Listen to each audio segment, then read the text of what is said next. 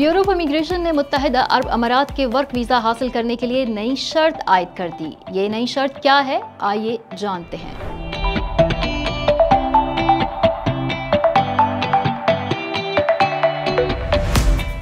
मुत्तहिदा अरब अमारात का work visa हासिल करने के लिए एक नई शर्त मुतारिफ कराई गई है, जिसमें दरख्वास्त दहिंदगान को पुलिस कैरेक्टर सर्टिफिकेट जमा करवाने का पाबंद बनाया गया है। Pakistan overseas employment promoters association के वाइस चेयरमैन अदनान पराचा के मुताबिक मुत्तहिदा अरब अमारात में मुलाजमत के ख्वाहिशमंद अफराद को अब अपने वर्क वीज़ा के साथ पुलिस कैरेक्टर सर्टिफिकेट हासिल करना होगा। उन्होंने इस फैसले का खैर मकदम करते हुए कहा कि ये यूएई हुकूमत की शिकायत के जवाब में लिया गया है। अदनान पराचा ने बताया कि मुत्तहिदा अरब अमारात में कुछ पाकिस्तानियों के भीख मांगने और दीगर गैर कानूनी सरगर्मियों में मुलव्विस होने की शिकायत मौसूल हुई थी।